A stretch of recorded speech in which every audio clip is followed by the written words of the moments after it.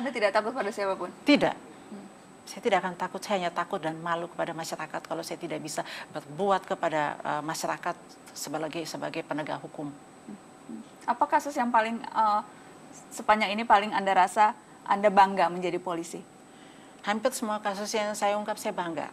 Sebab kasus yang saya ungkap semua kan kebanyakan yang pertaruhkan nyawa saya. Ada satu yang bisa Anda ceritakan yang spesifik?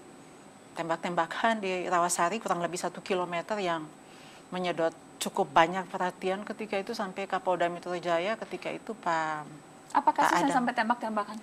Narkotika yang sudah jadi rebutan sekian unit di Direktorat Narkoba Polda Metro Jaya jadi rebutan, kemudian mereka sampai nginap-nginap, sewa rumah juga di dekat. Rebutan dalam arti apa nih? Siapa yang bisa duluan nangkap?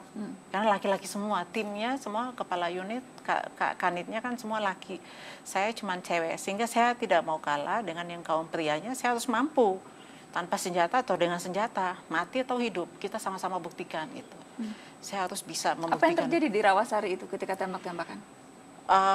Kita lakukan pembuntutan. Setelah lakukan pembuntutan, kemudian salah satu anggota saya perintahkan dia untuk kita lawan arus.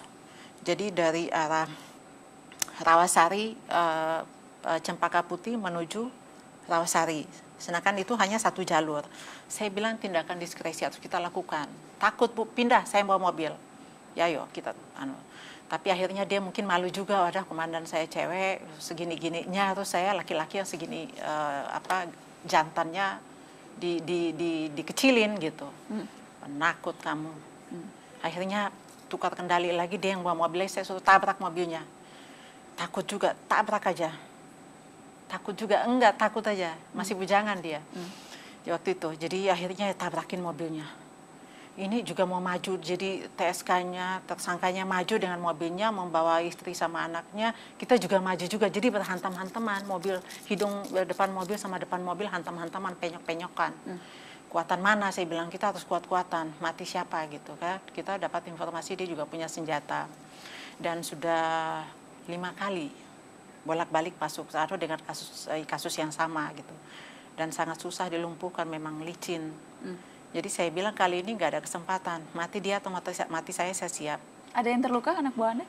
Saya pingsan di lapangan, saya pingsan di jalanan. Tapi setelah saya sadar ya kabur lagi, saya jalan lagi, lari lagi ke Polsek Cempaka Putih, temui anggota saya, barang bukti sama TSK, sama anaknya dan istrinya. Jadi berhasil ditangkap? Berhasil ditangkap, walaupun Anda sempat pingsan pada saat 7 mobil, operasi. 1 taksi, kemudian sejumlah roda 2, maupun pejalan kaki ada yang luka-luka juga. Saya pingsan, anggota selamat semua, senjata pun bisa diamankan lagi. Ada satu peristiwa yang bisa Anda gambarkan, apa yang menimpa pada Anda atau apa yang Anda lakukan, tidak perlu pakai senjata, bisa tuh menangkap penjahat? Ya. Biasanya kalau kita di lapangan, apalagi berhadapan dengan orang hitam, takut karena badannya tinggi, gede, postur gede, kemudian... warga negara asing maksud Anda? Iya, warga negara asing. Biasanya kita takut, ataupun kita berhadapan dengan pelaku-pelaku 365, perampok, kayak kita takut gitu. Tidak perlu takut. Tuhan kasih kita akal, dan polisi itu dikasih kekuatan dan keberanian dan kemampuan plus. Apa yang saya bandingkan, saya rasakan itu. Kita dikasih kemampuan, dan karena kita polisi ini, kita perlu berbangga bahwa banyak masyarakat yang kita bantu.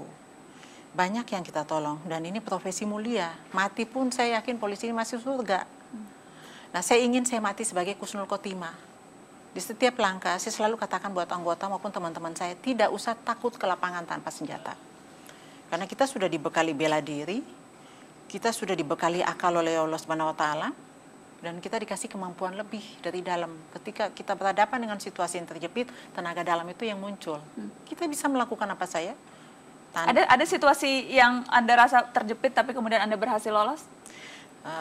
Saya dalam satu kamar kecil di hotel PP di Taman Sari itu, saya melumpuhkan 5 warga negara Kamerun, lelaki tinggi gede tanpa senjata, kasus penggandaan uang.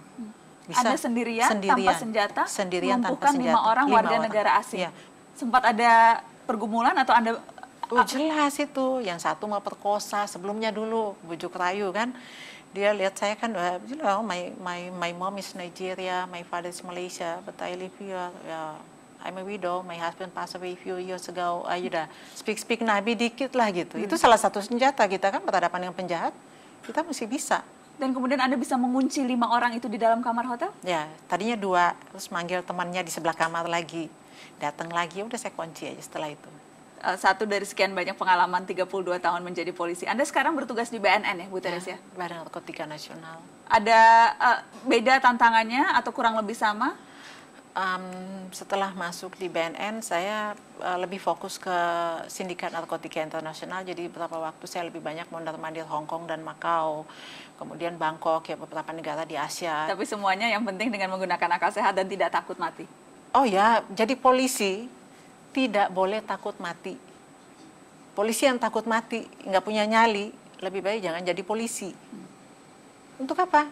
Kan kita menghadapi penjahat. Kita harus melindungi masyarakat. Tentunya ada bagian-bagian itu di dalamnya. Baik secara langsung maupun tidak, baik di dalam tugas khusus atau baik dalam penugasan maupun tidak ditugaskan secara khusus. Kita akan berhadapan dengan itu. Baik. Terima kasih banyak Ibu Teresia Mas Tail, cerita Anda yang memotivasi banyak orang. Selamat malam. Sama-sama, Mbak. Selamat malam.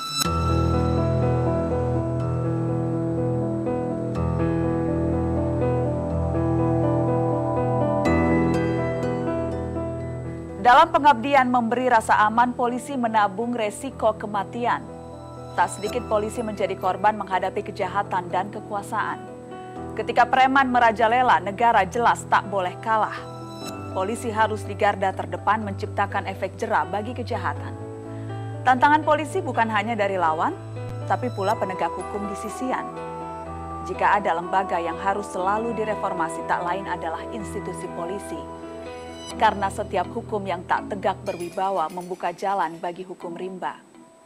Tugas polisi melindungi dan mengatur, menjadi polisi sejati, bukan polisi tidur.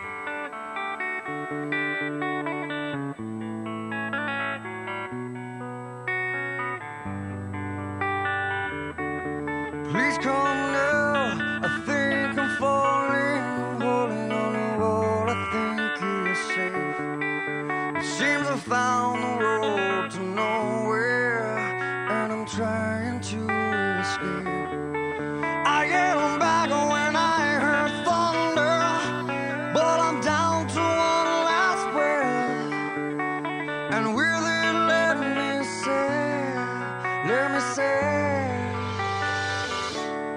hold me now.